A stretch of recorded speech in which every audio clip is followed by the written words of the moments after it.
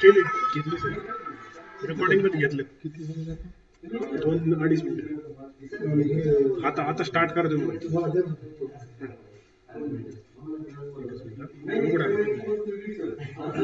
Group उघडा आपला group WhatsApp ठीक आहे सर त्या लिंकवर क्लिक करा लिमिटच आहे ना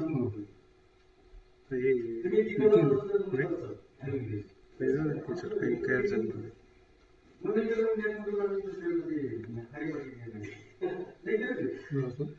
तुम्ही प्रस्ताव घ्या ना तो माईक चालू करून वरती स्टार्ट करायचं व्हिडिओ आणि माईक दोन्ही चालू करायचं वरती हा वरती गेला हो हो मी करायचं सुरू म्हणतो ना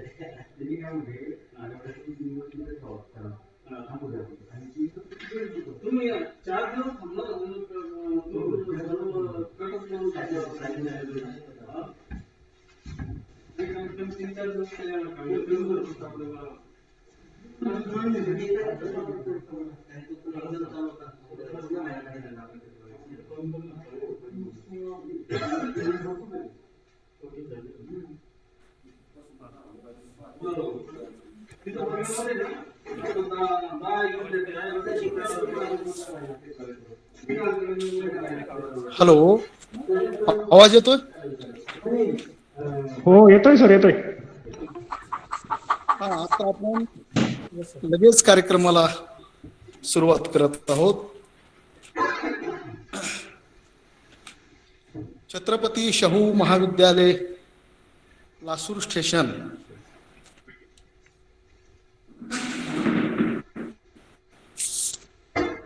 मराठी भाषा सांस्कृतिक मंडळ मुंबई यांच्या संयुक्त विद्यमाने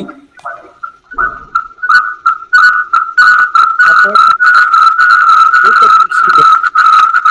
राष्ट्रीय संमेलनाचे आयोजन केलेले आहे. त्या निमित्तानं आपण या ठिकाणी एकत्रित आलेलो आहोत. मी सर्वप्रथम या कार्यक्रमासाठी जे उपस्थित आहेत ऑनलाईन त्या सर्व प्रमुख पाहुण्यांचे, कविवर्यांचे आणि प्राध्यापकांचे मी अभिनंदन करतो आणि कार्यक्रमाला सुरुवात करतो. मराठी भाषेच्या संदर्भामध्ये बोलायचं झालं तर मराठी भाषेचा विकास हा मध्ययुगीन काळापासून आस्थागायत वेगवेगळ्या टप्प्यावर होत आलेला आहे आणि त्यामध्ये विशेष भूमिका ही मराठी कवितेनं बजावलेली दिसते. ज्ञानेश्वर महाराजांनी मराठी भाषेच्या बाबतीमध्ये जो गौरव केलेला आहे तो गौरव उल्लेखनीय स्वरूपाचा आहे. माझा मराठाची बोलू कौतुके, अमृता तेही पैजा जिंके, ऐसी अक्षरे रसिके मिळवीन. ही संत ज्ञानदेवांनी केलेली प्रतिज्ञा खऱ्या अर्थानं मराठी भाषेचा गौरव करणारी आहे, मराठी भाषेचं महत्व वाढवणारी आहे. संत एकनाथांनीही मराठी भाषेचं महत्व विशद केलेलं आहे. संस्कृत वाणी देवे केली, प्राकृत काय चोरापासून आली असा प्रश्न विचारलेला आहे. म्हणजे मराठी भाषेविषयीची अस्मिता प्रत्येक कालखंडामध्ये संतांनी व्यक्त केली. त्याचबरोबर मराठी कवी आद्य प्रवर्तक मुकुंदराज यांनी सुद्धा असं म्हटलेलं आहे, जया नाही शास्त्र प्रचिती, नेणे तर्क मुद्रांची स्थिती, तया लागी मराठीया उक्ती, केली ग्रंथ रचना. म्हणजे प्रत्येकाने मराठी भाषेच्या संदर्भामध्ये जो गौरव केलेला आहे हा गौरव वाखाणण्यासारखा आहे. आपल्या भारतीय परंपरेतील संतांनी तर मराठी भाषेचं महत्व गायलंच, परंतु पाश्चात्य जे काही कवी आपल्या भारतामध्ये आले त्यांचं नाव आहे फादर स्टीफन्स. यांनी ख्रिस्ती पुराण नावाचा ग्रंथ मराठीमध्ये लिहिला आणि त्यांनी सुद्धा मराठीच्या बाबतीमध्ये जो काही गौरव केलाय मराठी भाषेचा तो उल्लेखनीय स्वरूपाचा आहे. जैसी पुष्पा माझी पुष्प मोगरी, परिमळा माझी कस्तुरी, तैसी भाषा माझी साजरी मराठीया.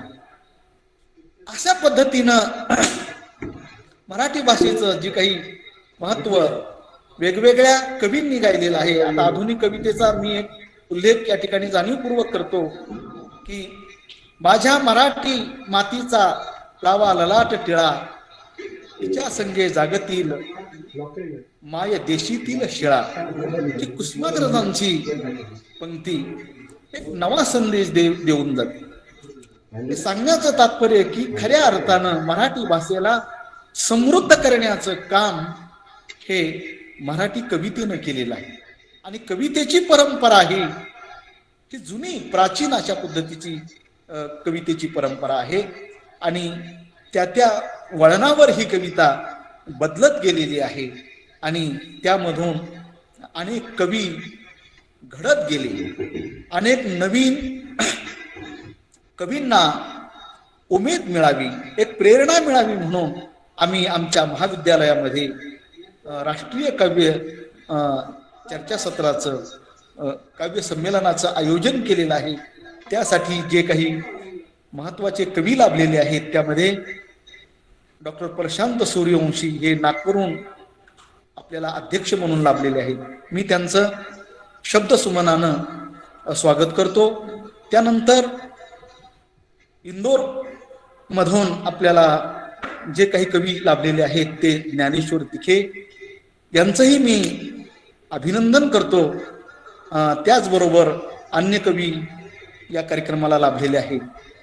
म्हणजे एकंदर या कवितेची जी परंपरा आहे त्या आत्ताच्या कवीपर्यंत आलेली आहेत. अनेक सुंदर अशा पद्धतीच्या कविता या राष्ट्रीय काव्य संमेलनामध्ये गाणार आहेत. मीही एक प्रकारे एक कविता माझी स्वतःची आहे. माझे वास्तविक मी कवी नाही, म्हणजे बालकविता मी काही लिहिलेल्या आहेत, परंतु त्यापैकी एक कविता मी सुरुवातीला म्हणतो आणि नंतर आपण काव्य संमेलनाला सुरुवात करू. पाऊस आला पाऊस आला, चला बघा रे पाऊस आला, आनंदाने चला नाचूया, झेलू धारा पिटवू टाळ्या, वादळ वारे फिरत येते, फिरकत उड्या मारत वरती, मेघ गर्जना करत जाती, नाचू गरजू त्याचे भोवती, बघा गड्यांनो मोर नाचती, कसे पिसारी फुल बिनताती, सुगंध येतो माती मधोनी, चला घेऊया मजे मजेनी, इंद्रधनुष्य बघा काशी, पावसाची किमया कशी, पावसाच्या लहरी मधोनी, मोज मजेची उडती गाणी. ही माझी एक पावसाची मोज नावाची कविता बालमनाला एक साथ देणारी अशा पद्धतीची ही रचना मी आपल्या पुढं गायलेली आहे. यानंतर मी कवी ज्ञानेश्वर तिखे यांना विनंती करतो की त्यांनी आपली कविता सादर करावी. धन्यवाद सर. हाय. हॅलो.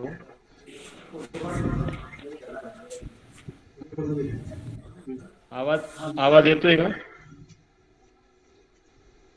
हो येतोय सर. आवाज येतो सर. धन्यवाद सर.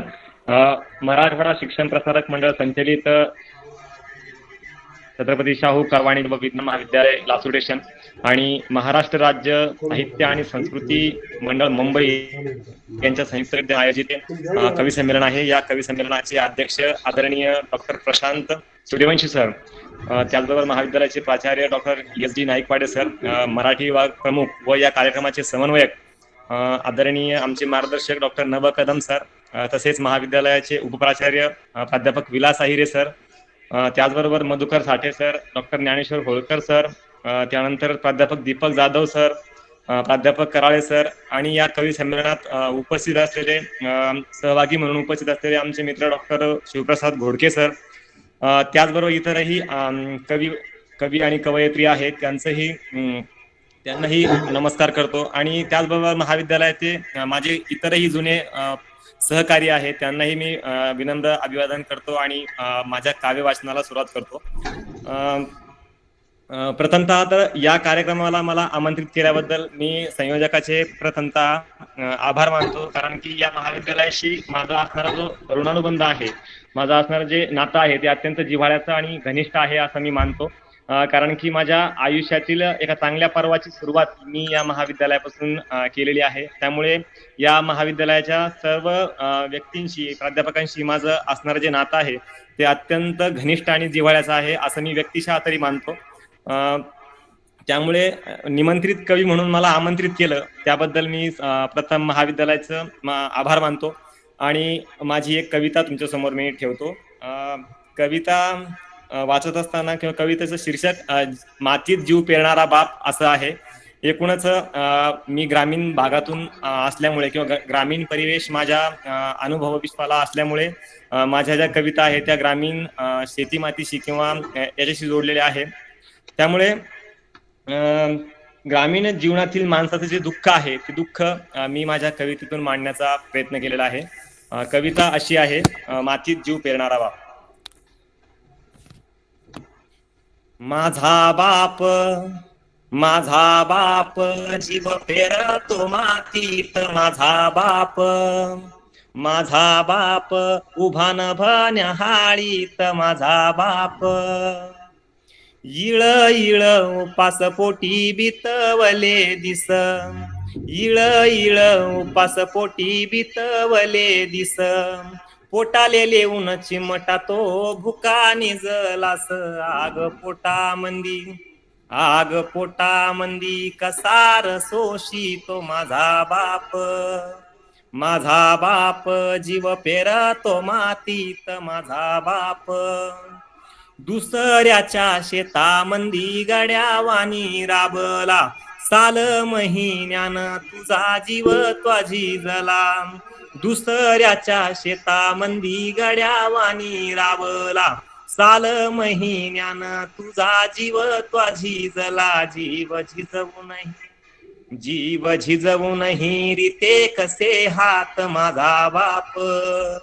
माझा बाप जीव पेरतो मातीत माझा बाप, ऊन वारा पावसाची नाही त्याले भीड, लपवितो दुःख त्याच करी डोळ्याआड, ऊन वारा पावसाची नाही त्याले भीड, लपवितो दुःख त्याच करी डोळ्याआड, दुःख दडवीत, दुःख लपवीत गेला या मनात माझा बाप, माझा बाप जीव पेरतो मातीत माझा बाप, काळजाच्या जखमाला नाही काळ येळ, जलंबर पचविले कितीक दुष्काळ, काळजाच्या जखमाला नाही काळ येळ, जलंबर पचविले कितीक दुष्काळ, गाव दुष्काळाचे,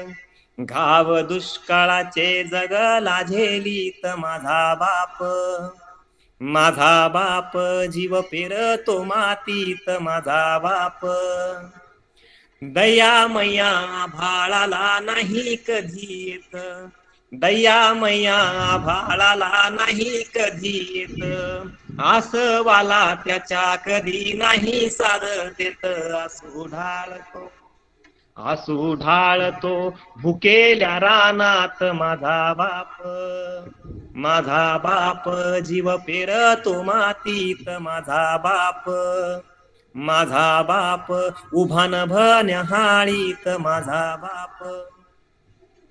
धन्यवाद सर. धन्यवाद सर. अत्यंत वास्तवदर्शी अशी कविता आपण गायलेली आहे.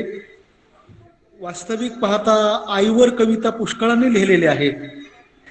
आई एक नाव असतं, घरातल्या घरात गजबजलेलं गाव असतं, अशी फमू शिंदेची कविता आहे. बापावर कविता लिहिणारे कमी आहेत आणि बापाचं जे काही कष्ट आहे, दुःख आहे, ते दुःख कष्ट आपल्या कवितेतून गेय पद्धतीनं अत्यंत उत्कट पद्धतीनं आपण व्यक्त केलं. धन्यवाद. यानंतर मी कावेरी गायके यांना विनंती करतो की त्यांनी आपली कविता सादर करावी. कुमारी कावेरी गायके. हॅलो, आवाज येतोय सर? हो येतोय आवाज.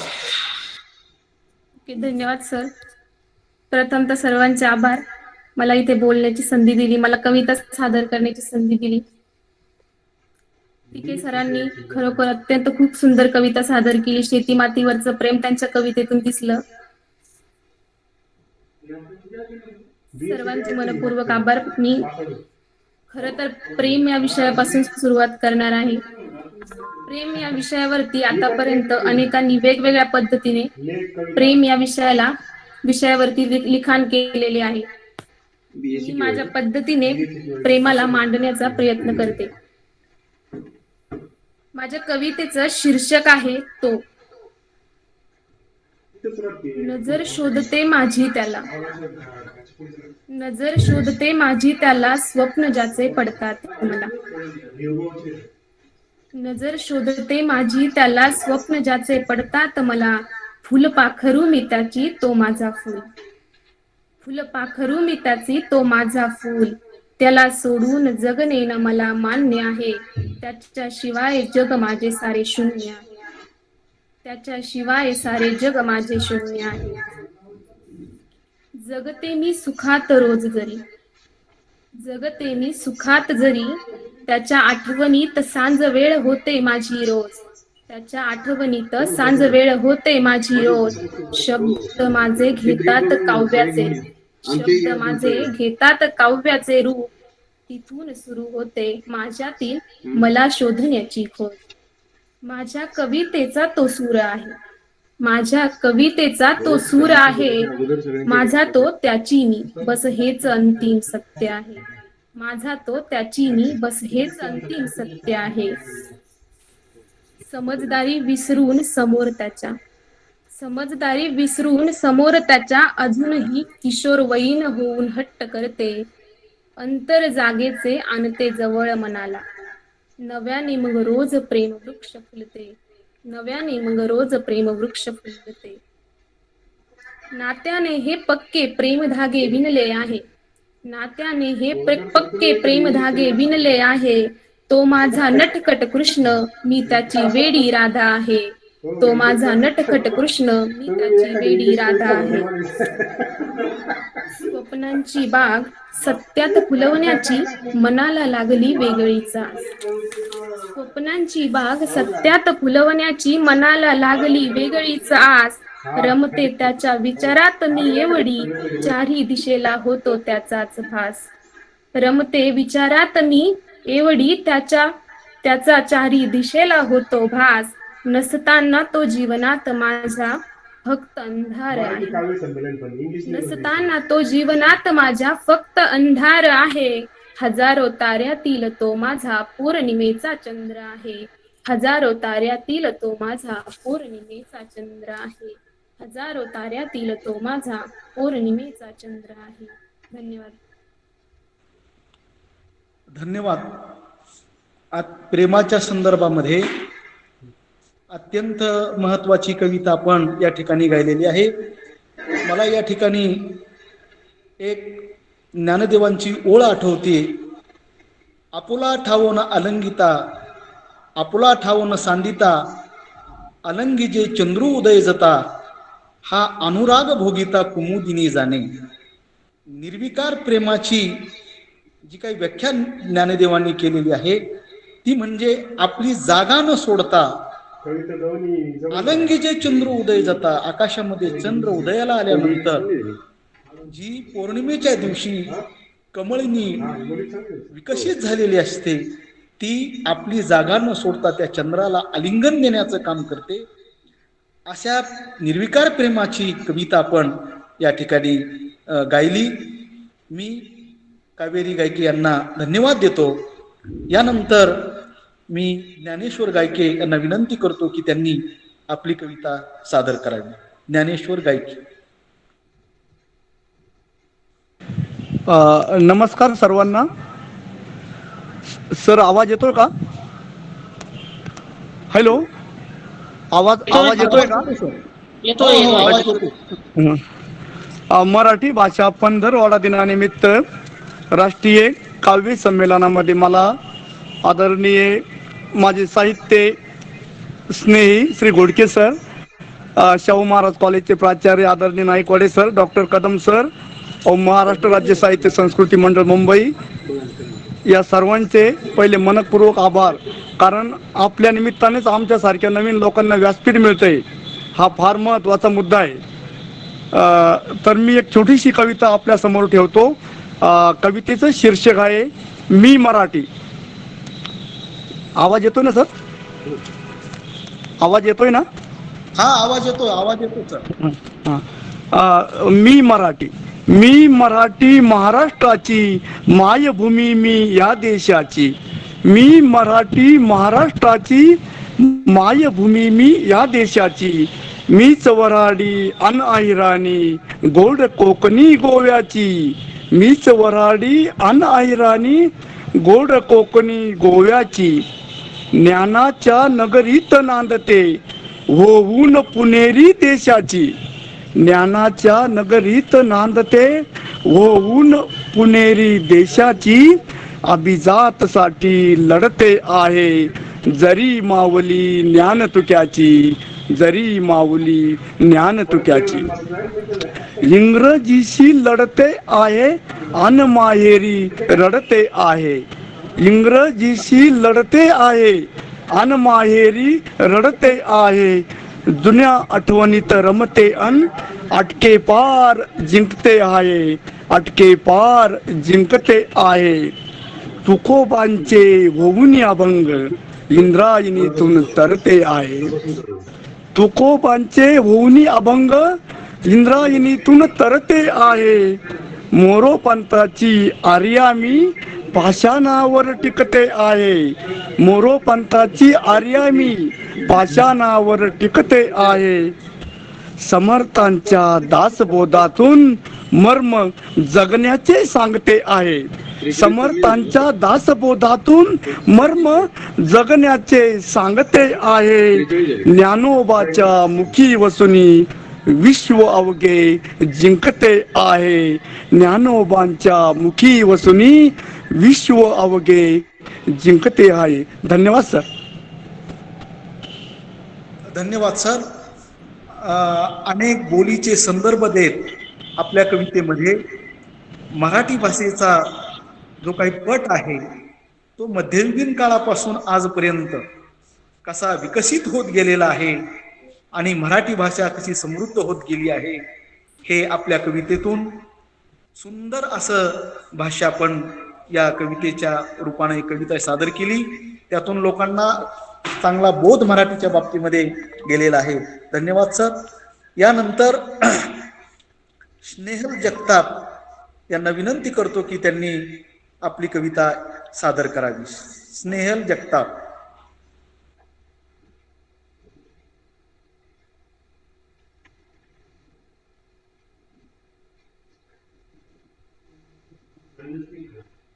नाही जॉईन म्यूट केलं होतं. नमस्कार, आवाज येतोय का? हा आवाज येतो. हा सर, कविता म्हणते मुलगी म्हणून जगताना. अशी कशी ही वेळ आली, अशी कशी काळ घेऊन ही वेळ आली. अपराध नसताना ही मुलगी का हो मेली, अपराध नसताना ही मुलगी का हो मेली. 21व्या शतकात आज माझ्या संस्कृतीची होळी झाली. आज स्वतःचं श्रेष्ठत्व सांगताना आई सुद्धा महाग झाली. आज स्वतःचं श्रेष्ठत्व सांगताना आई सुद्धा महाग झाली. भीती वाटते मला मुलगी म्हणून जगताना, भीती वाटते मला मुलगी म्हणून जगताना. कारण आईलाच इथे बघितलंय मुलीचा गळा कापताना, कारण आईलाच इथे बघितलंय मुलीचा गळा कापताना. काग आई तू माझा जीव घेतला, काग आई तू माझा जीव घेतला. कसा कसा मी कोणता गुन्हा केला, माझे पाय मारण्यासाठी दाबून धरले, तेव्हा तुझे हात नाही का थरथरले. ज्या हाताने तू मला पहिला घास भरविला, ज्या हाताने तू मला पहिला घास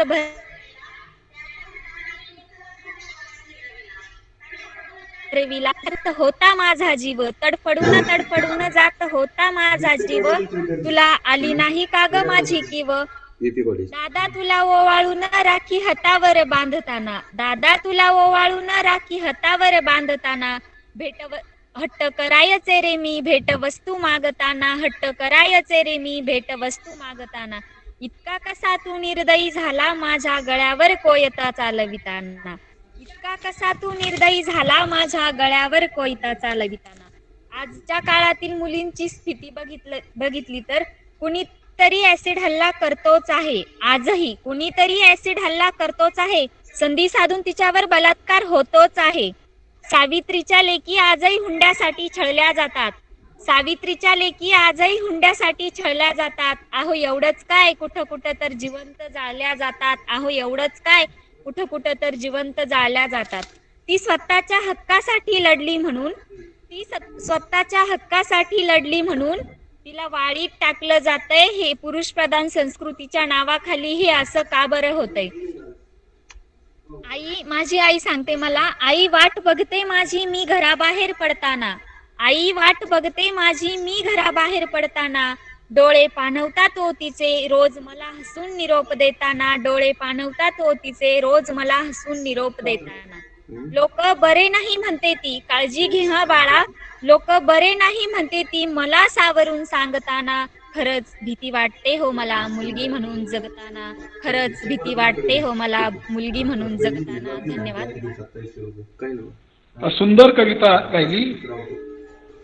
खऱ्या अर्थानं स्त्रियावर होत असलेले अत्याचार, स्वतः आई सुद्धा मुलीला कशी दूर लोटते, म्हणजे मुलगा म्हणजे वंशाचा दिवा, ही जी समजूत आहे, ही समजूत कुठंतरी दूर गेली पाहिजे. कारण आपली परंपरा जर बघितली तर यत्र नार्यस्तु पूज्यन्ते रमन्ते तत्र देवतः, नारीची पूजा केली जाते आणि इथंच नारीचा अपमान, तिला छळ केला जातो. हे वास्तव दर्शन स्नेहल जगताप यांनी आपल्या कवितेतून मांडलेलं आहे. धन्यवाद. यानंतर मी शिवप्रसाद घोडके यांना विनंती करतो की त्यांनी आपली कविता सादर करावी. शिवप्रसाद घोडके.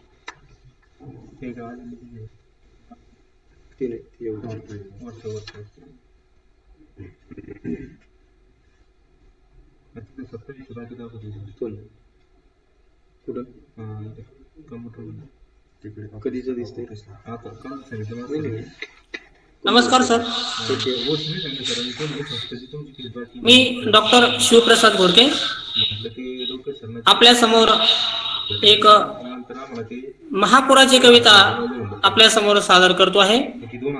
तर यावर्षी महापुरानंतर गारपीट आपल्याला पाहायला मिळाली, अतिवृष्टी झाली. तर या संदर्भात मी मागल्या काही दिवसामध्ये एक कविता लिहिली. तर त्यापूर्वी एक चारोळी म्हणतो आणि नंतर ती कविता म्हणतो.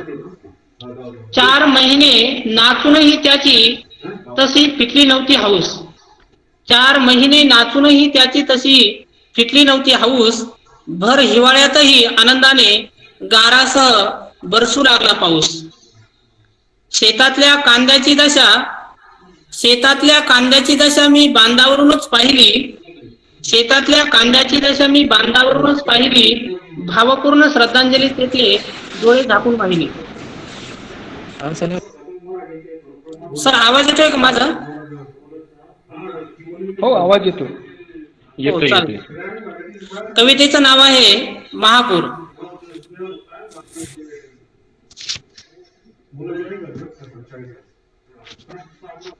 आज तोही कडे काळे मेघ दाटून आले. अवकाळी पावसाने नदी नाले एक झाले. औंधा भरल्या आभाळाचा पान्हा बळेच फुटला. मुसळधार पावसाने कंठ कोरडा दाटला. उभ्या पिकांची नासाडी आला महापूर. शेत शिवारात पाणी बळी बळवतो ऊर. डोळ्या देखत वाहिल्या गोठ्यातल्या बैल गाई. घरातल्या चिखलात स्पुंदत से आई बाई. घरातल्या चिखलात स्पुंदत से आई बाई. धरण तुटुंब भरले सांडी वाटे निघे पाणी. धरण तुटुंब भरले सांडी वाटे निघे पाणी. ज्याच्या त्याच्या तोंडामधी महापुराची गाराणी. घरादारात चिखल चंबू गबाळ वाहिले. घरादारात चिखल चंबू गबाळ वाहिले. डोळ्या देखत पोराचे जळते सरण पाहिले. 4 दिवसांनी आले तहसील आमदार. 4 दिवसांनी आले तहसील आमदार. बोलाचीच भात कडी वाढविली कागदावर, सारे आले तसे गेले मनामध्ये फक्त जाळ, सारे आले तसे गेले मनामध्ये फक्त जाळ, नव्या उमेदीने पुन्हा दारी काढी तो हा गाड, नव्या उमेदीने पुन्हा दारी काढी तो हा गाळ.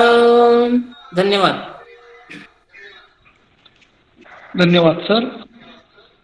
गाळ ही कविता गाऊन खऱ्या अर्थानं एक वास्तव दर्शन चित्र आपण घडवलेलं आहे की पावसानं वाताहत कशी शेतकऱ्यांची होते याचं सुंदर असं दर्शन आपण आपल्या कवितेतून घडवलं.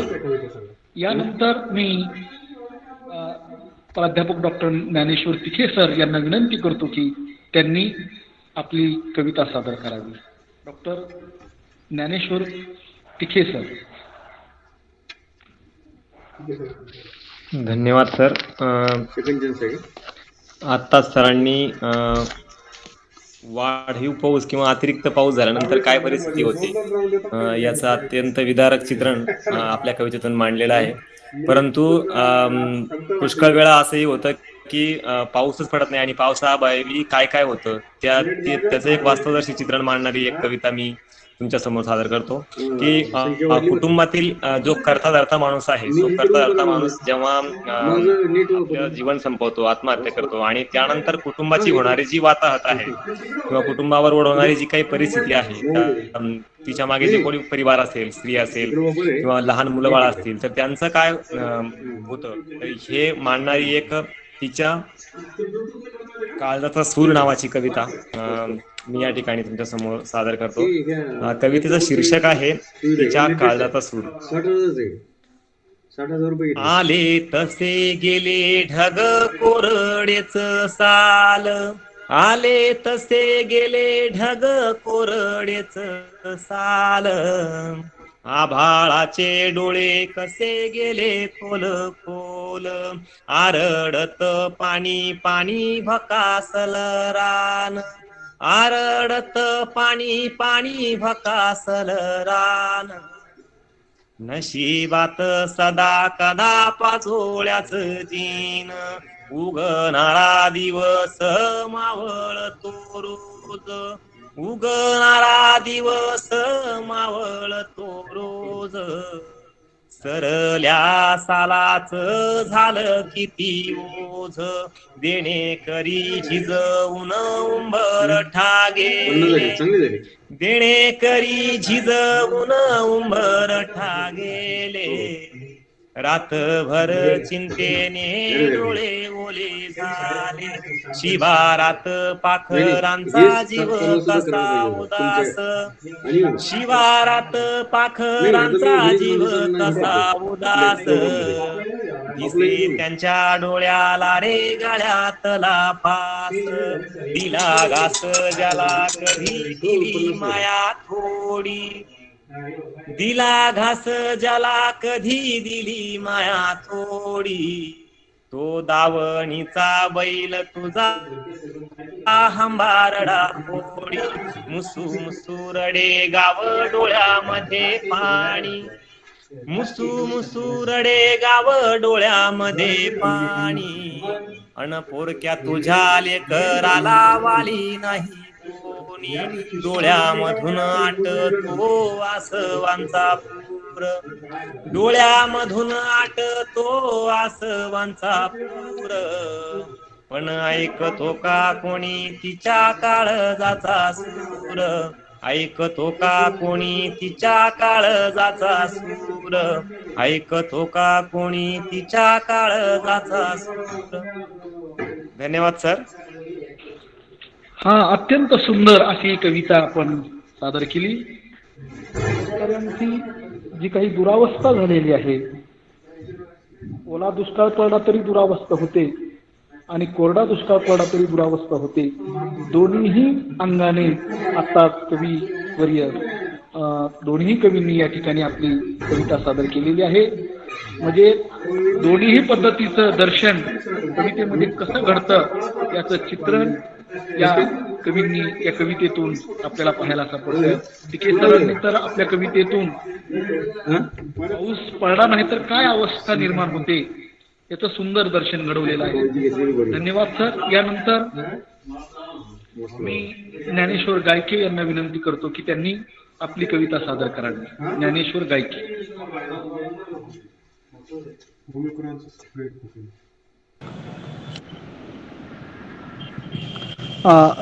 धन्यवाद सरजी. माझ्या कवितेचं शीर्षक आहे या मातीने. शेवटी मी बळीराजाचा मुलगा असल्यामुळे आणि मीच काय माती जेव्हा आम्हाला खाण्यात देईल तेव्हा जग खात आहे, पैसे खात नाहीत. शेवटी अन्नच खावं लागतं, ते अन्न माझी माती देते. म्हणून मी माझ्या कवितेचं शीर्षक आहे या मातीने. या मातीने देता भाकर जगण्या इथं लायक झालो. या मातीने देता भाकर जगण्या इथं लायक झालो.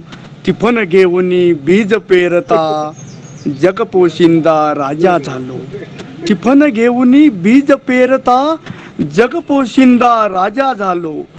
थंडी पाऊस वादळ येता इथंच घट्ट उभा राहिलो. थंडी पाऊस वादळ येता इथंच घट्ट उभा राहिलो. काटे कुटे दगड धोंडे अनवानी मी तोडवित गेलो. अनवानी मी तोडवित गेलो. या मातीने लळा लावता जग सारे हे विसरून गेलो. या देशाचा बळीराजा मी. या देशाचा बळीराजा मी. ढेकळाचा दास झालो. ढेकळाचा दास झालो. तरी शेवट पॉझिटिव्ह करतो. पाऊस पाणी येता वेळेवर शेत शिवारी हरवून गेलो. पाऊस पाणी येता वेळेवर शेत शिवारी हरवून गेलो. शेती माती माय लाभता माणूस होऊन उगवून आलो. शेती माती माय लाभता माणूस होऊन उगवून आलो. सर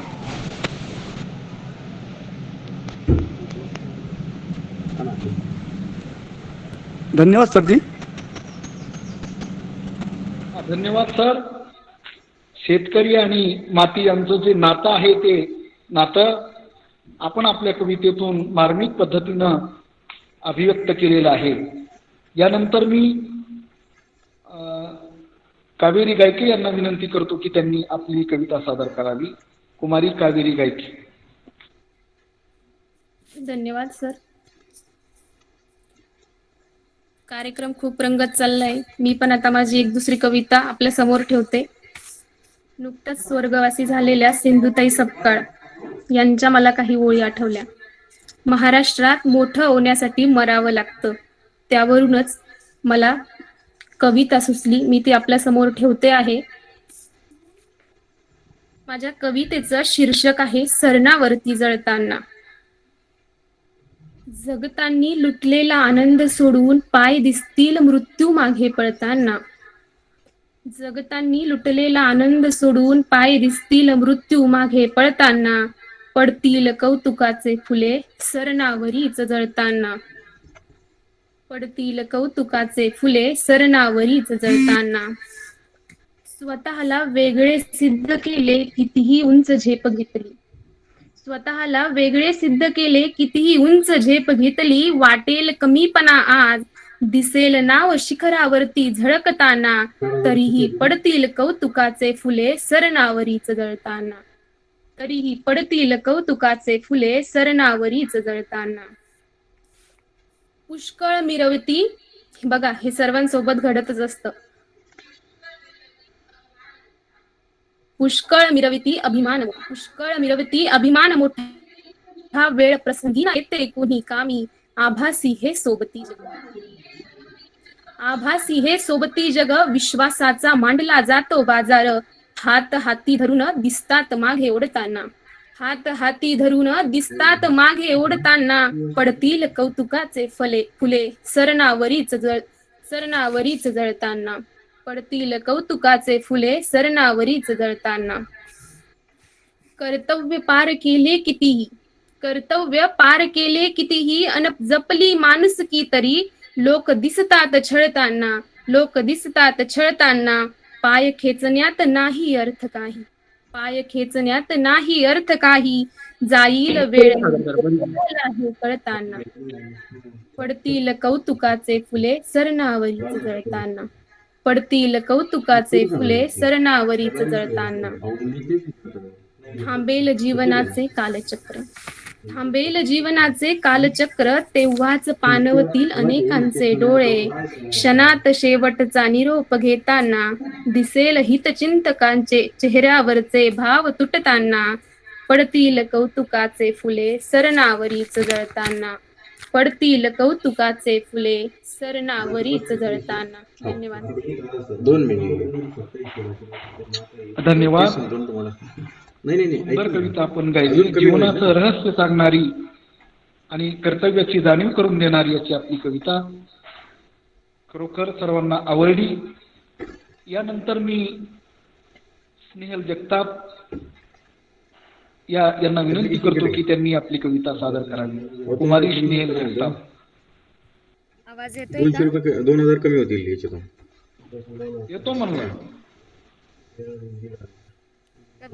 कविता म्हणते ती एका प्रियकराला जेव्हा त्याची प्रेयसी सोडून जाती, तिच्या भावना त्याच्यासाठी असलेल्या कवितेतून मांडते. अगोदर तो म्हणतो, सोडून गेली मला तू जगू कसा तुझ्या विना, सोडून गेली मला तू जगू कसा तुझ्या विना. तूच सांग एकटा कशा सहन करू वेदना, तूच सांग एकटा कशा सहन करू वेदना.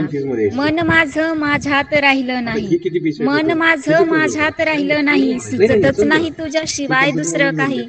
स्वप्नांच्या दुनियेत मग्न होऊन स्वप्न रंगत राहावं, तूच सांग वातीपासून दिव्यानं कसं दूर जावं, आणि तूच सांग वातीपासून दिव्यानं कसं दूर जावं.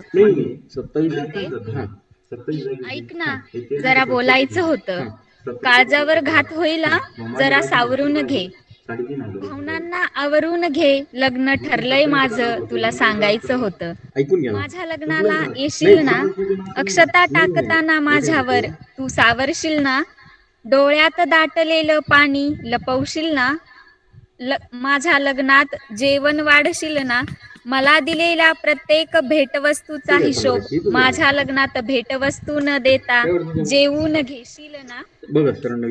तू रात्री घरी जाशील ना, का पिऊन दुसरीकडे पडशील ना, नाही ना. आयुष्य सुंदर आहे रे माझ्या विना जगशील ना, सावरून स्वतःला पुन्हा नव्याने उभा राहशील ना, सांग ना मला विसरशील ना, सांग ना मला विसरशील ना. धन्यवाद. धन्यवाद. सुंदर अशी विरहिणीच्या घाटाची कविता आपण या ठिकाणी सादर केलेली आहे. मला ज्ञानदेवांच्या विरहिणीची आठवण आली. पडले दुरदेशी मज आठवे मानसी, नको नको हा वियोग कष्ट होताशी जीवासी, दिनू तैसी रजनी मज झाली वो माय, अवस्था लावून गेला अजून का नाही. हा विरह आपल्या कवितेतून प्रगट झालेला आहे. यानंतर मी कवी शिवप्रसाद घोडके यांना विनंती करतो की त्यांनी आपली कविता सादर करावी. शिवप्रसाद घोडके. खरं तर 2 वर्षापासून कोरोनाची महाभयंकर या ठिकाणी बिमारी या ठिकाणी सुरू असल्यामुळं तर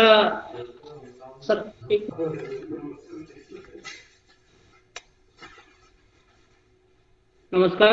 या ठिकाणी 2 वर्षापासून कोरोना अशी महाभयंकर बिमारी या समाजामध्ये सुरू असल्यामुळं सगळ्या शाळा कॉलेज सर्व काही बंद आहे.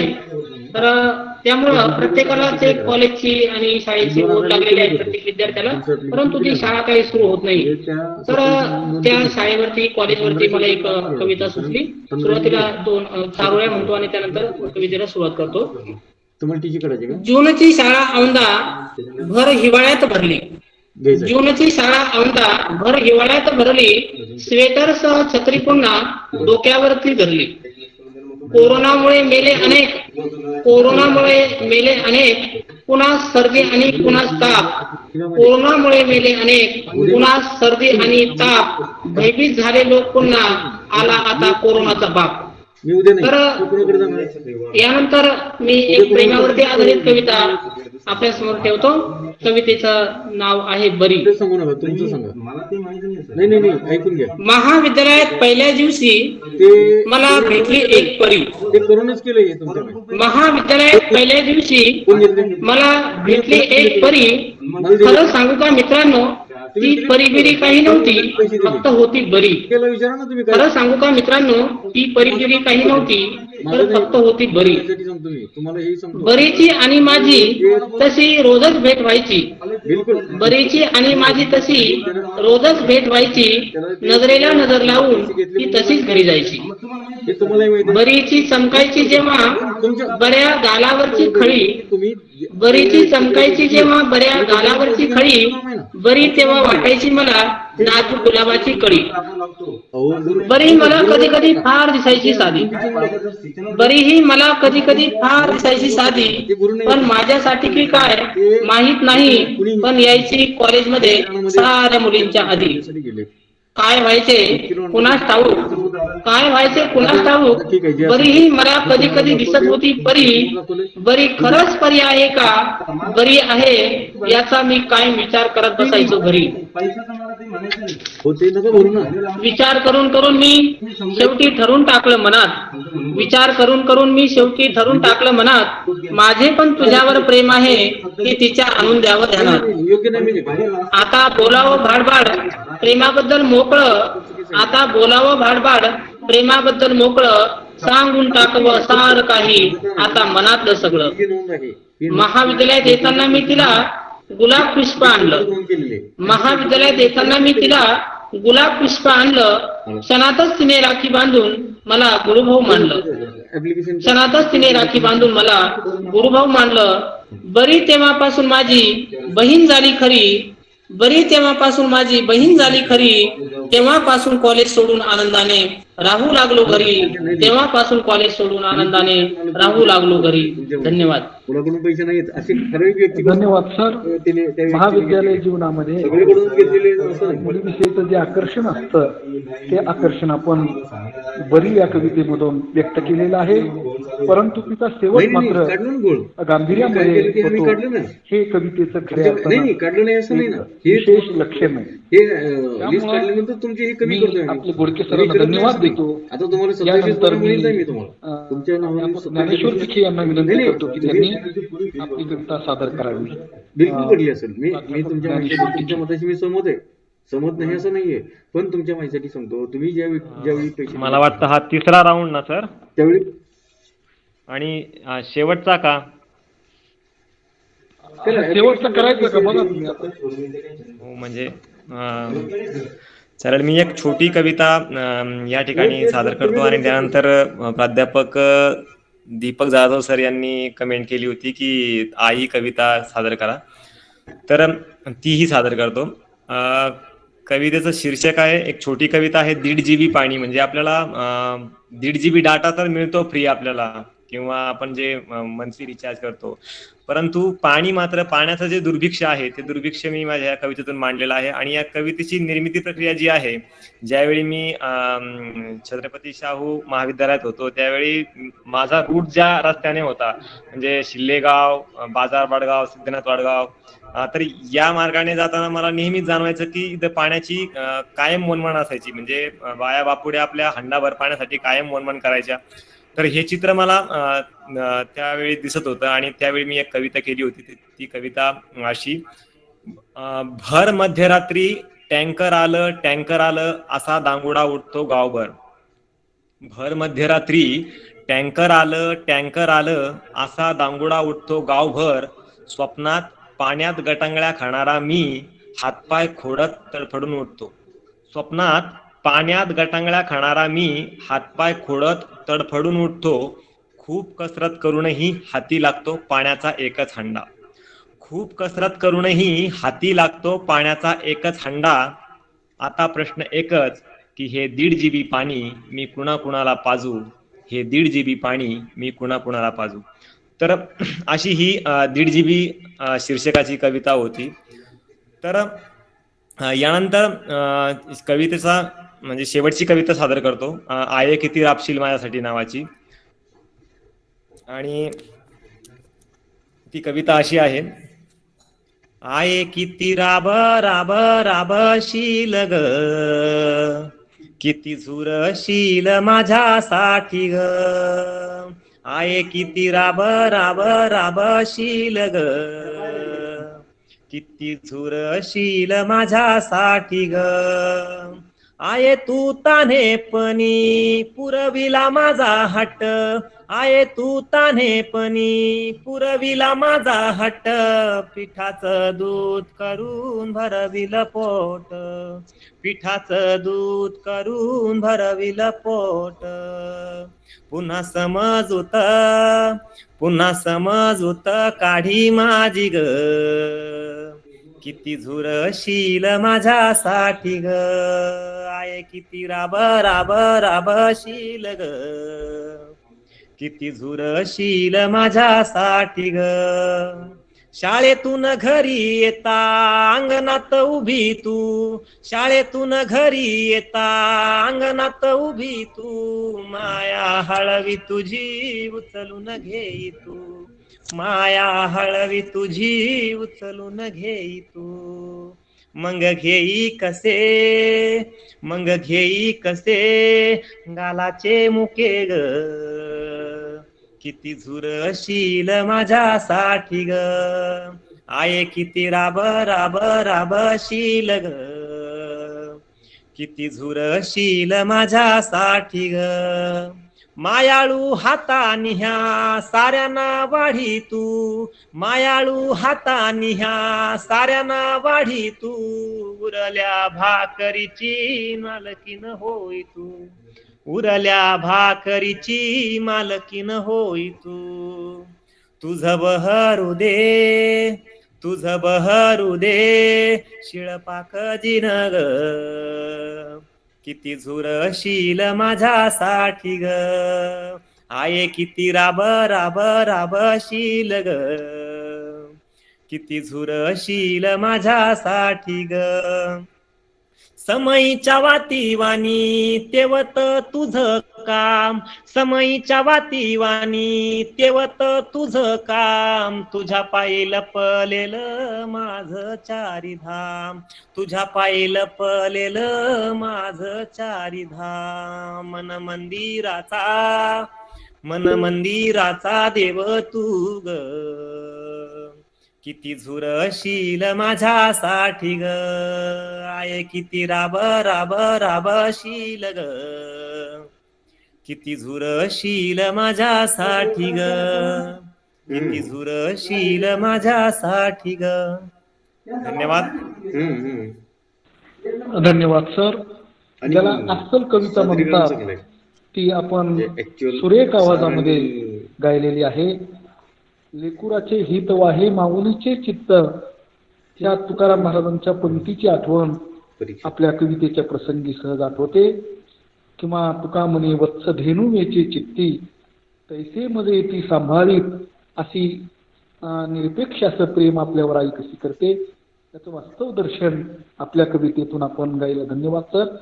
यानंतर मी ज्ञानेश्वर गायके यांना विनंती करतो की त्यांनी आपली कविता सादर करावी.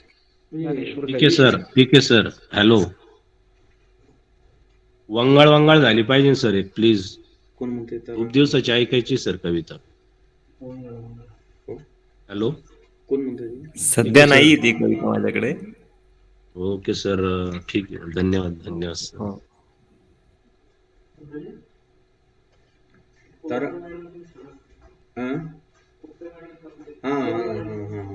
बरोबर. ज्ञानेश्वर गायके यांना मी विनंती करतो की त्यांनी आपली कविता सादर करावी. ज्ञानेश्वर गायके. मी काय म्हणतो, गायके सरांना किंवा अशा हे न्यू कवींना काही चालना देत नाही का? नवीन ऍड करत नाही का? सर मला वाटतं ते लेफ्ट झाले सर. पुढच्या कवीचं नाव घ्या. यानंतर का फक्त हे मी पाचच कुमारी जण कावेरी गायके यांना विनंती करतो की त्यांनी आपली कविता या ठिकाणी सादर करावी. कुमारी कावेरी गायके. आता सध्या इथे स्त्रिया पण उपस्थित आहे, म्हणून मी माझी स्त्रियांवरील एक कविता आपल्या समोर ठेवते. जसं की स्नेहलनी पण स्त्रियांवरती होणारे त्रास तिने आपल्या कवितेतून मांडलेच, तसेच मी पण अस्तित्व तुझे या शीर्षकाखाली लिहिते. मांडते आहे. लाख अडथळे येतील मार्गात तुझ्या, लाख अडथळे येतील मार्गात सुरू डाव, अस्तित्व तुझे टिकण्यास झेलावे लागतील तीक्ष्ण घाव, अस्तित्व तुझे टिकण्यास झेलावे लागतील तीक्ष्ण घाव. आसमंती झेप घेऊन सिद्ध कर, आसमंती झेप घेऊन सिद्ध कर तुझ्यातील दैवी शक्तीला, अस्तित्व तुझे उमटव तू जेव्हा उतरतील सर्व सक्तीला, अस्तित्व तुझे उमटव तू जेव्हा उतरतील सर्व सक्तीला. क्षेत्र नको असे कुठलेच ठेवू, क्षेत्र नको असे कुठलेच ठेवू जिथे तुझी कमी भासेल, यशाचे झेंडे मिरव उंचावर असे प्रत्येक आवाजात श्री शक्तीचा गजर असेल, यशाचे झेंडे मिरव उंचावर असे प्रत्येक आवाजात श्री शक्तीचा गजर असेल. प्रसंग असताना वाकडा, जसं की स्नेहलला सांगितलंच, आजही ऍसिड हल्ले होतात, त्याखालीच मी त्याच अनुषंगाने मांडते. प्रसंग असताना वाकडा, प्रसंग असताना वाकडा जिजाऊची तलवार हाती घे, सावित्रीच्या पावलावर चालताना स्वप्नांना पंख दे, सावित्रीच्या पावलावर चालताना स्वप्नांना पंख दे. इतरांची मने जपता जपता, इतरांची मने जपता जपता स्वतःसाठी काही वेळ बाजूला राहू दे, वावरताना येथे तुझ्या अस्तित्वाची जाणीव जगालाही होऊ दे, तुझ्या अस्तित्वाची जाणीव जगाला होऊ दे. धन्यवाद. स्त्रीवादी अंगाने आपण कविता सुंदर अशा पद्धतीची सादर केली, त्याबद्दल धन्यवाद.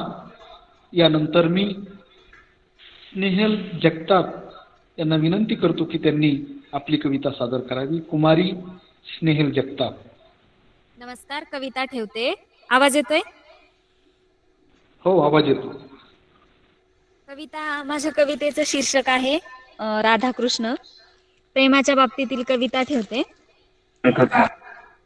कॉलेजमधील आठवणी लिहिण्यासाठी घेतले मी कष्ट आहे, कॉलेजमधील आठवणी लिहिण्यासाठी घेतले मी कष्ट आहे, जरा लक्ष देऊन ऐका ही माझ्या प्रेमाची गोष्ट आहे, जरा लक्ष देऊन ऐका ही माझ्या प्रेमाची गोष्ट आहे. मला वाटलं मलाच होती, मला वाटलं मलाच होती, पण त्यालाही प्रेमाची बाधा होती, तो माझा कृष्ण आणि मी त्याची राधा होती, तो माझा कृष्ण आणि मी त्याची राधा होती. तो जे काही बोलायचा ते सगळं खरं वाटायचं, तो जे काही बोलायचा ते सगळं खरं वाटायचं, तो वर्गात असला की फार बरं वाटायचं, आणि तो वर्गात असला की फार बरं वाटायचं. वर्गात मी नेहमी पहिला नंबर घ्यायचे, वर्गात मी नेहमी पहिला नंबर घ्यायचे, प्रॅक्टिकलच्या वया फक्त पूर्ण करायला त्यालाच द्यायचे, आणि प्रॅक्टिकलच्या वया फक्त पूर्ण करायला त्यालाच द्यायचे. सरून गेले वर्ष, आली निरोपाची वेळ, दूर गेला तो त्याच त्या संध्याकाळी, दूर गेला तो तेव्हा तो त्याच त्या संध्याकाळी, काय बोलावं कळत नव्हतं शब्द नव्हते त्यावेळी, काय बोलावं कळत नव्हतं शब्द नव्हते त्यावेळी. तो होता राजकुमार माझ्यापेक्षा मोठ्या घरचा, तो होता राजकुमार माझ्यापेक्षा मोठ्या घरचा, मीही स्वप्न पाहिली होती जगात मिळवीन हक्कवरचा, त्याच्याकडे सगळे सुख होती आणि सौंदर्याचं धन होतं, संघर्ष माझा चालू होता फक्त मोठं मन होतं, संघर्ष माझा चालू होता फक्त मोठं मन होतं. माझी कविता माझे विचार तसं पाहता सामान्य होते, माझी कविता माझे विचार तसं पाहता सामान्य होते, तो कौतुक करायचा म्हणून जगणे माझे धन्य होते, तो कौतुक करायचा म्हणून जगणे माझे धन्य होते. वेळ आली सोपे वाटले तसे नव्हते, वेळ आली सोपे वाटले तसे नव्हते, एक फुल आवडले त्याला परंतु माझ्याकडं पैसे नव्हते, एक फुल आवडले त्याला परंतु माझ्याकडं पैसे नव्हते. गरिबाच्या प्रेमाला पैशाशिवाय न्याय नव्हता, गरीबाच्या प्रेमाला पैशाशिवाय न्याय नव्हता. विसरायचं ठरवलं त्याला कारण दुसरा कोणताही पर्याय नव्हता. विसरायचं ठरवलं त्याला कारण दुसरा कोणताही पर्याय नव्हता.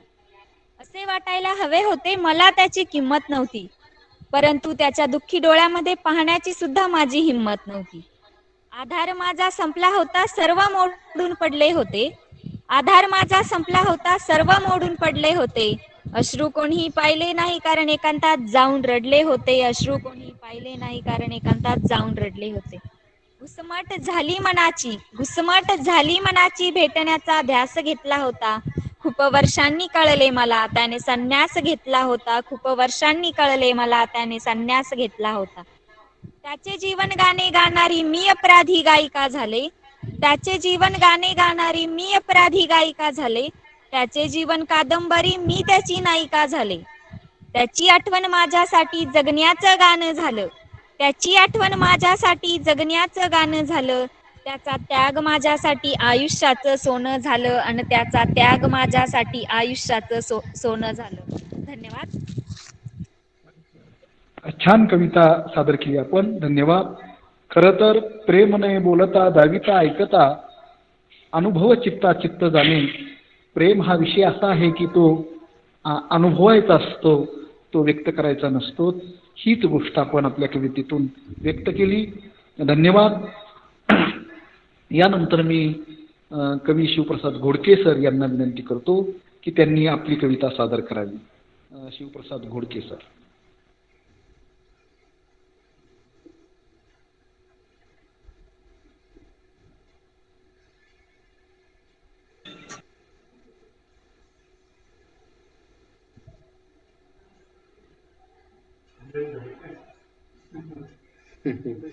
आहेत नाही, लेफ्टच आहेत.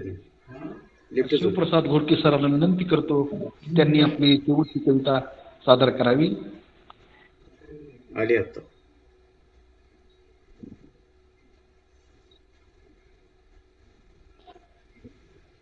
आवाज येतोय का सर माझा? सर आता आवाज येतोय. सरकून जातो माथा. येतोय सर आवाज. सरकून जातो माथा असं माझ्या कवितेचं नाव आहे. एकदा अशी स्वप्नात आली मोठी गंमत. एकदा अशी स्वप्नात आली मोठी गंमत. भूक लागली मला चाललो पायी दम्मत. ही विनोदी स्वरूपाची कविता आहे. विनोदी अंगाने मांडण्याचा मी प्रयत्न केलेला आहे. सरकून जातो माथा. एकदा अशी स्वप्नात आली मोठी गंमत. भूक लागली मला चाललो पायी दम्मत. लग्न होते अनोळखी, लग्न होते अनोळखी, ऐकू आले सावधान. लग्न होते अनोळखी, ऐकू आले सावधान. पाहुण्या रावळ्यांचा आग्रहाने चालू होता मानपान. मी मान खाली घालून तसाच मंडपात शिरलो. मी मान खाली घालून तसाच मंडपात शिरलो. एका जागी बसून नजरेने लगनभर फिरलो. वधू वरांवर अक्षदा तशाच दिल्या फेकून, वधू वरांवर अक्षदा तशाच दिल्या फेकून. मंडपाच्या पाया पडलो ढोल वाजंत्रीला ऐकून. जेवणावळीत बसलो आता झालो होतो पाहुणा. जेवणावळीत बसलो आता झालो होतो पाहुणा. चुकून वाडीत आला माझा सक्का मेहुणा. त्याला पाहून घाईत मी तोंड घेतले झाकून. त्याला पाहून घाईत मी तोंड घेतले झाकून. गरम गरम पुरी भाजी वाडीत गेला वाकून. वरण भात बुंदी गुलाबजामुन राणी. वरण भात बुंदी गुलाबजामुन राणी. घासामागे घास गेले फक्त पीत होतो पाणी. 4-5 लाडू कोंबले बळबळ पोटात. 4-5 लाडू कोंबले बळबळ पोटात. ढेकरा मागून ढेकर येत होते पोटातले ओठात.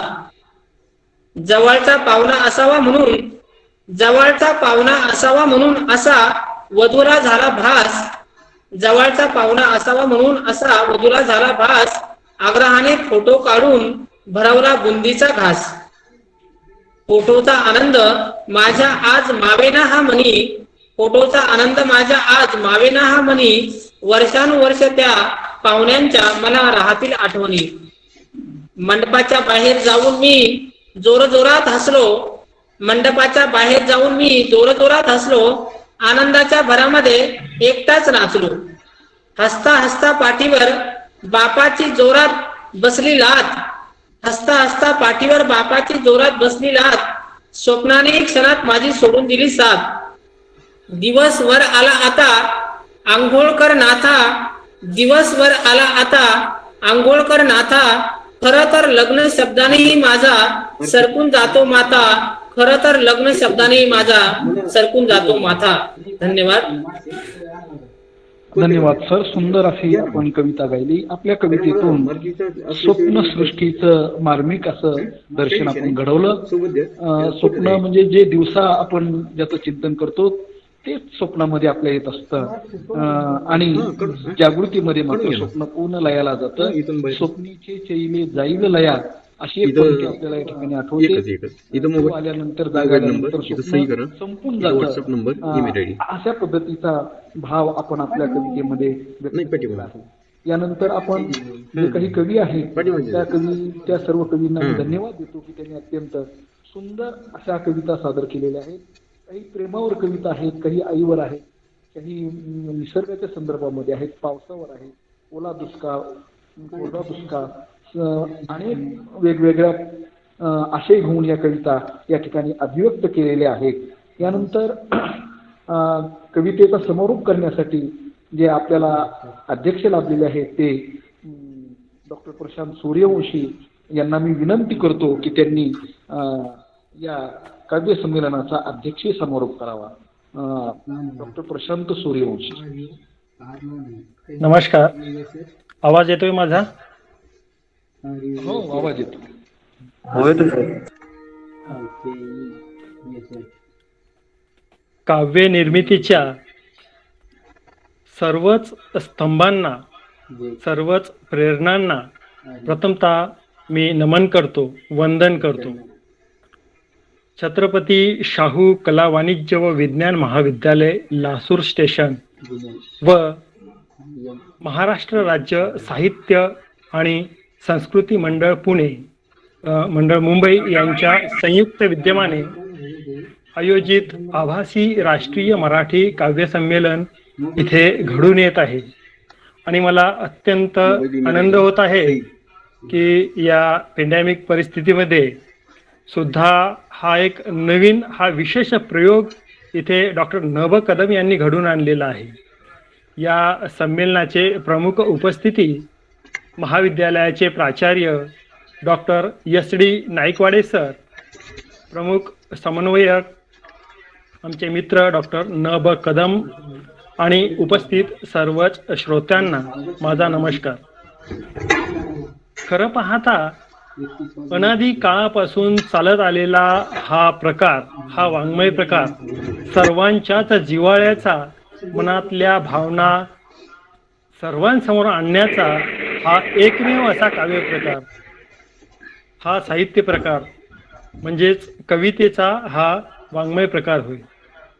सुरुवातीपासूनची कविता प्रकार हा बदलत गेलेला आहे. सुरुवातीला कविता ह्या वेगळ्या रंगाच्या, वेगळ्या ढंगाच्या होत्या. तिने स्वतःच आपले रूप बदललेले आहे आणि हे रूप बदलण्यास कारणीभूतही ठरली ती म्हणजे तत्कालीन सामाजिक परिस्थिती, जी सर्व रचितांनी अंगीकृत केलेली आहे. त्यामधलेच एक रचिते म्हणजे तत्ववेत्ते संत ज्ञानेश्वरही म्हणता येईल, कारण संत ज्ञानेश्वरांनी सुद्धा कवितेच्या अंगाचा एक नवप्रयोग त्या काळी साकारला होता आणि तो प्रयोग आपल्या सर्वांनाच माहिती आहे.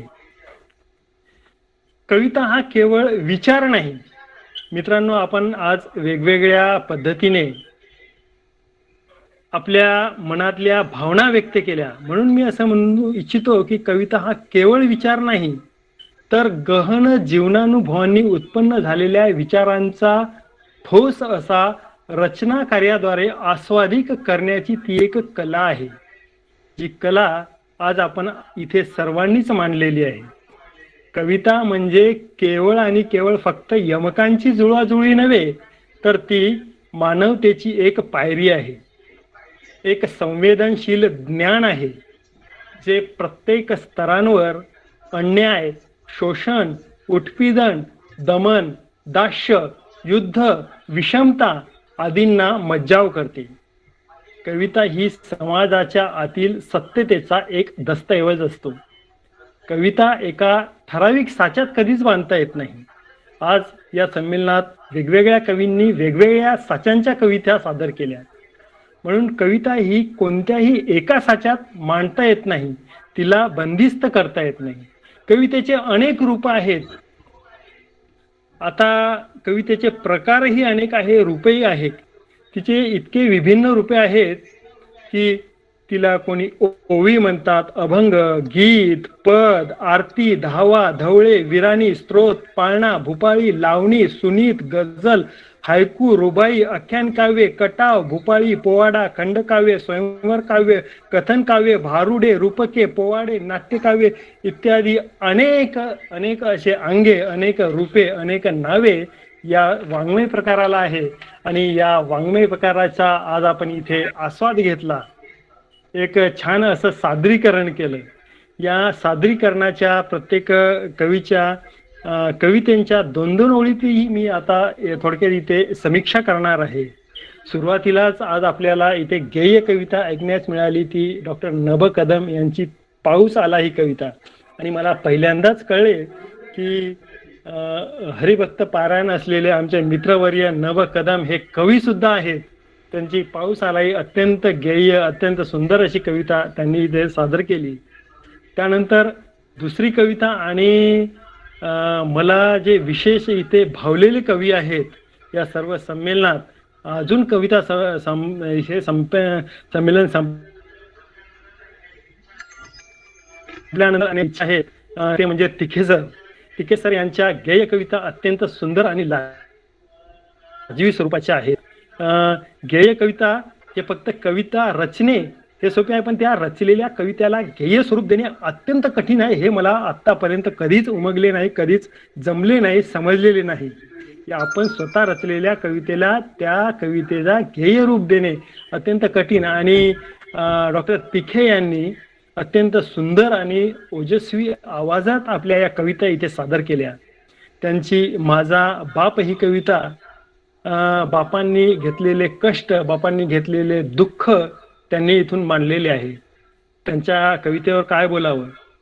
डोळ्यातून प्रेम करते ती प्रेयसी असते, डोळे वटारून प्रेम करते ती बायको असते, डोळे मिटेपर्यंत जी प्रेम करते ती आई असते, पण डोळ्यात कोणताही भाव व्यक्त न करता जो प्रेम करतो तो बाप असतो. आणि तिखे यांनी माझा बाप ही कविता इथे सादर केली. त्यानंतर कावेरी गायके यांनी प्रेम कविता व्यक्त केल्यात. प्रेम कविता त्यांची ही व्यथित करणारी होती, मन व्यक्त करणारी अशी कविता होती. त्यानंतर ज्ञानेश्वर गायके यांनी मी मराठी ही कविता इथे सादर केली. निश्चितच सर्व स्तरातून मराठीला अभिजात दर्जा मिळवण्याचा प्रयत्न चालू आहे आणि तो मिळवल्याशिवाय, हिसकावून घेतल्याशिवाय आपण इथे राहणार नाही. तर त्यांची ही कविता अभिजात भाषा मिळावी असा सूर त्यांच्या कवितेने इथे दिला. नक्कीच ही साध शासन ऐकून घेईल आणि हा दर्जा माय मराठीला नक्कीच मिळेल अशी आशा व्यक्त करूयात. त्यानंतर स्नेहल जगताप यांनी मुलगी म्हणून जगताना ही कविता अत्यंत सुंदर कविता सादर केली. उदरातच होणाऱ्या मुलींच्या हत्या दर्शविणारी ही या कविता आहेत त्यांची. एक स्त्रीच दुसऱ्या स्त्रीची वैरीण कशी होऊ शकते ही खंत मांडणारी त्यांची कविता आहे. त्यांच्या या सादरीकरणातून हे जाणवते. त्यानंतर शिवप्रसाद घोडके यांनी महापूर ही कविता सादर केली. महापुराने शेतकऱ्यांची झालेली दशा आणि व्यथा त्यांनी ऐकवली. ही व्यथा सुद्धा त्यांनी गेयतेद्वारे ऐकवली. आपल्याला व्यथा मांडणे कवितेतून मांडणे सोपे असते, पण गेयतेद्वारे ही व्यथा त्यांनी मांडली. हेच त्यांचं या कवितेचं विशेष म्हणता येईल. शेतकऱ्यांचा खरं तर कोणीच वाली नसतो आणि त्यांनी असं म्हटलेलं आहे की जे आपण मंत्री म्हणून निवडून देतो, शेती मंत्री किंवा आमदार खासदार निवडून देतो, त्यांनी दिलेले वचने हे म्हणजे बोलाचीच कडी आणि बोलाचाच भात असतो हे त्यांनी आपल्या कवितेतून सांगितलेले आहे. त्यानंतर पुन्हा ज्ञानेश्वर तिखे यांनी तिच्या काळजाचा सूर ही गेय कविता आपल्या काळजाचा ठोका हरवल्याशिवाय राहत नाही, काळजाचा बांध्याचा वेध घेणारी कविता आहे असं म्हणावे लागेल. ऐकून नक्कीच त्यांच्या एक तो का कुणी तिच्या काळजाचा सूर ही कविता त्यांनी अत्यंत सुंदर अशी सादर केलेली आहे. त्यानंतर ज्ञानेश्वर गायकेंनी पुढची कविता सादर केली, या मातीने. पुन्हा शेतकऱ्याची व्यथा या कवितेतून आलेली आहे. या शेतकऱ्यांना शेतीचा जो आपल्या काळा मातीचा जो टिळा असतो तो जरी लावला तर पंढरपूरच्या टिळ्याची त्याला संवेदना असते. त्या टिळ्याला शेतकऱ्यांचं एवढं प्रेम आपल्या या मातीवर असते ही त्यांच्या कवितेतून व्यक्त झाली. त्यानंतर कावेरी गायके यांची गझल सदृश्य कविता मला थोड्या प्रमाणात वाटली आणि त्यांची ही कविता जी आहे ती सुरेश भटांच्या ओळी इथे सांगताना मला आठवण करून देतात. विझलो आज जरी मी, हा माझा अंत नाही, पेटेन उद्या नव्याने, हे सामर्थ्य नाशवंत नाही. असेच काहीसे सूर त्यांच्या या गझल सदृश्य कवितेतून जाणवताना दिसतात. त्यानंतर स्नेहल जगतापविषयी काय म्हणावे लागेल, या वयातून जाताना प्रेम, प्रियकर या गोष्टी जाणवतात. जसा व्यक्ती तसा वल्ली असतो. निश्चितच प्रियकराच्या वेदना, राधाकृष्ण या कविता त्यांनी मांडल्या. त्यांच्या या कविता मला पुन्हा सुरेश भटांच्या तरुण आहे रात्र अजूनी, राजसा निजलाच कारे, एवढ्यावरच त्या कुशीवर तू वळलाच कारे, ही लता दिदींनी गायलेली कविता, जी की सुरेश भटांची कविता आहे, लता दिदींनी गायलेली आहे, तिची आठवण सुद्धा झाली. त्यानंतर शिवप्रसाद घोडके सरांनी थोड्या विनोदी स्वरूपाच्या इथे कविता मांडल्या. जो या संमेलनाचा सूर गंभीरतेकडे आणि प्रेमाकडे वळत होता, शिवप्रसाद घोडके यांनी त्याला विनोदी सूर बनवून दिला आणि प्रेम प्रकरणाचा कसा फज्जा उडतो हे त्यांच्या बरी या कवितेतून आपल्याला ऐकण्यास मिळाले. विनोदी स्वरूपात आलेले त्यांच्या मनातले महाविद्यालयीन जीवनातले भावतरंग त्यांनी इथे स्पष्ट केलेले आहे. पुन्हा ज्ञानेश्वर तिखे यांची आई ही कविता, किती झुरशील माझ्यासाठी ग, डोळ्यात पाणी आणणारी ही आई कविता आहे, आईची आठवण करून देणारी कविता आहे. चारी धाम म्हणजे आईच्या पायाशी आपले चारी धाम आहे, असंच त्यांनी आपल्या कवितेतून मांडलेलं आहे. त्यानंतर कावेरी गायके यांनी अस्तित्व तुझे ही स्त्री जीवनावरील कविता मांडलेली आहे. खरं पाहता 1960 नंतर जे साहित्यात विविध प्रवाह आले त्यामध्ये हा स्त्रीवादी अंगाचा हा जो प्रवाह आहे, त्या स्त्रीवादी स्त्रियांनी आपला हुंकार मांडलेला आहे, आपल्या व्यथा वेदनांना वाट मोकळी करून दिलेली आहे. समाजाने लादलेली एक चौकट स्त्री पुढे आहे, ती छेदून स्त्रिया पुढे गेलेल्या आहे. तशीच काहीशी स्वरूपाची कावेरी गायकी यांची अस्तित्व तुझे ही कविता इथे मांडताना त्या मला दिसलेल्या आहेत. तर इथे सर्वच कवीचं अत्यंत अभिनंदन मी करतो आणि नभ कदम यांच्या विनंतीवरून मला गेय कविता तर येत नाही, ठीक आहे सर, म्हणून मी रचलेली आणि तुम्ही आठवण करून दिलेली माझ्या बापाचीही आठवण मला आली जशी आईची आली, म्हणून मी एक माझी बापावर रचलेली कविता मी इथे सादर करतो. मानले माय म्हणजे माय असते, पण बाप आतून चिंध्या पांघरलेले गाव असते, बाप न उलगडलेले कोडे असते. बाप आयुष्याची गती असते, आदरयुक्त भीती असते, मळ्यामधली माती असते, आनंदात ठेवलेली नाती असते. मात्र स्वतः आत झरा लपलेली कोरडी ठन्न रेती असते, बाप न उलगडलेलं कोड असते. बापाची गुंतवणूक म्हणता तर लेकराचं झालेलं करिअर असते, नात्यांसाठीच झालेला समाज सुधारक असते, कधीच उसंत नसणारा यंत्र मानव असते, मुलांसाठीच झिजलेला शेवटी मुलांनीच ठरवलेला दानव असते, बाप न उलगडलेलं कोड असते. त्यांनी बाप एवढ्या कालावधीमध्ये सगळ्यांचं कुटुंबासाठी आशय पार्थाची घेतलाय. गीता असते, मेन आशय घेतला कवीचा. तिचा केलेला रीता असते, आयुष्यभर जळणारी चिता असते, बाप न उलगडलेलं तुम्हाला कोडं रेकॉर्डिंग असते. चांगली राहिलं, कायमस्वरूपी राहील.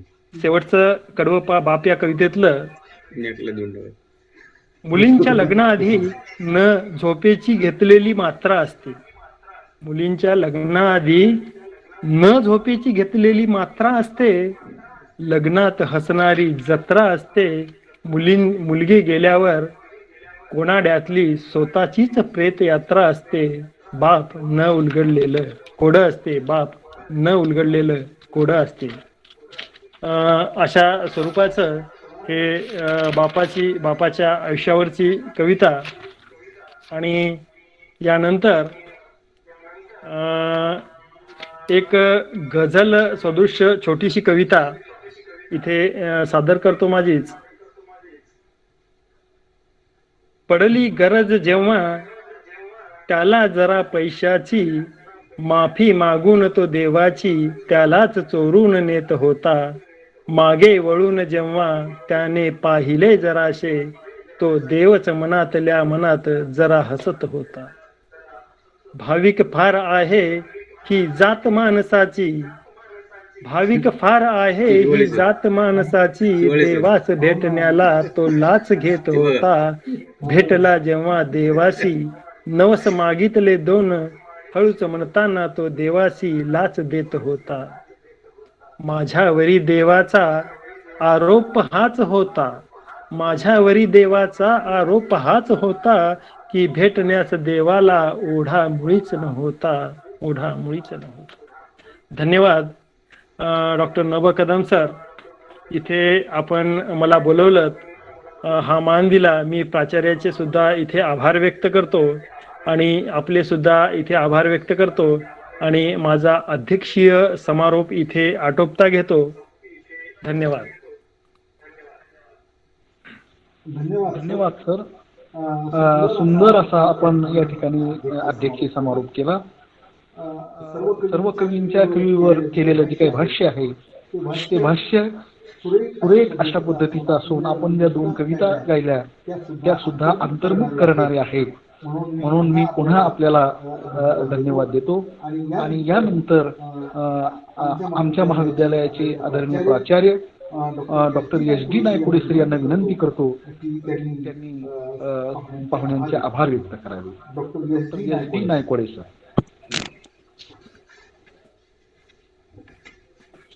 छत्रपती शाहू महाराज कला विज्ञान व वाणिज्य महाविद्यालय मराठी विभाग, NSS विभाग, तसेच महाराष्ट्र राज्य सांस्कृतिक मंडळ मुंबई यांच्या संयुक्त विद्यमाने आमचं महाविद्यालय गेल्या 15 वर्षापासून असं कायम विनाअनुदान तत्वावर कार्यरत असताना सुद्धा ग्रामीण भागातील विद्यार्थ्यांना त्यांच्या कल्पना, त्यांचे विचार मांडता यावेत ह्या अनुषंगाने आमचा मराठी विभाग नभ कदम असतील, शिवप्रसाद गुडके असतील, हे सतत कार्यरत असतात. त्याशिवाय अशा प्रकारचे आभासी त्यांनी सेमिनार आमच्या महाविद्यालयात या अगोदरही आयोजित केलेले आहेत. मित्र हो, तुम्हाला सर्वांनाच माहिती की मी स्वतः सुद्धा शाळेत शिकत असताना एका कवींनी वडिलावर बाप ही कविता सादर केली.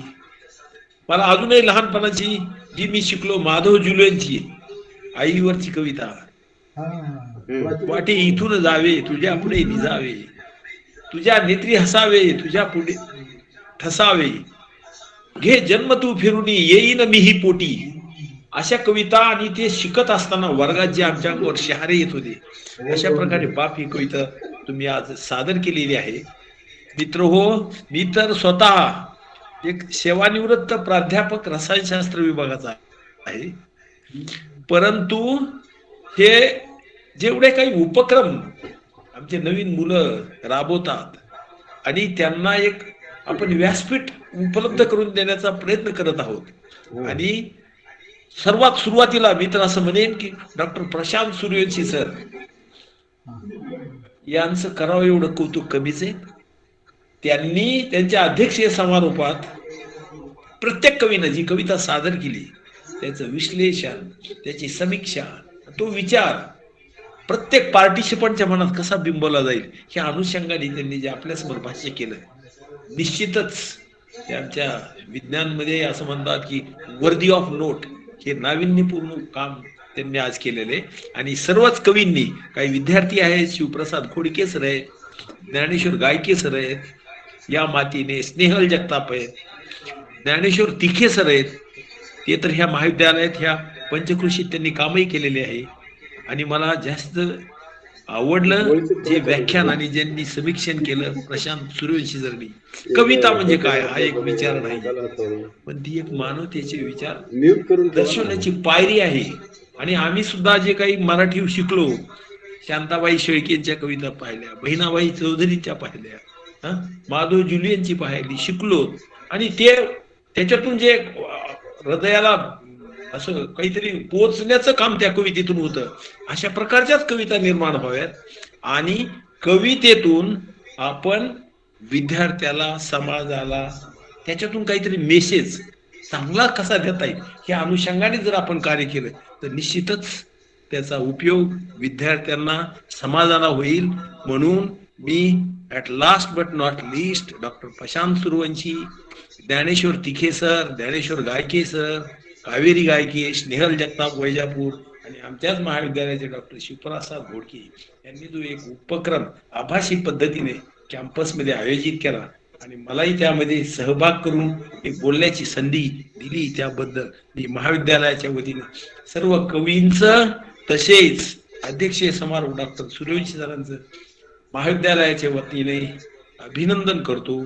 आणि अशाच प्रकारे उपक्रमाला तुम्ही आम्हाला साथ द्यावी अशी अपेक्षा व्यक्त करतो आणि थांबतो.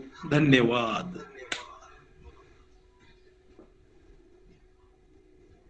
यानंतर आपण कार्यक्रमाला समाप्ती देत आहोत. जाधव सरांना मी विनंती करतो की त्यांनी कार्यक्रमाला स्टॉप करावे. ठीक आहे सर, ठीक आहे सर.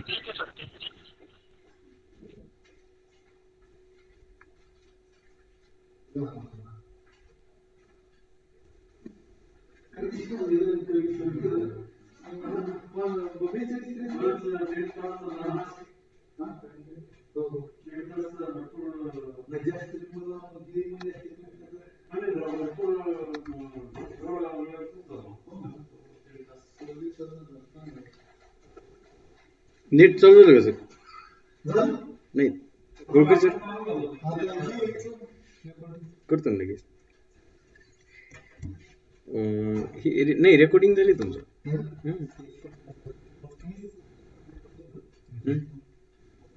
कुठं? हो हो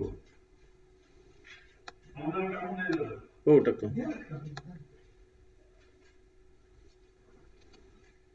बढ़िया हो गया.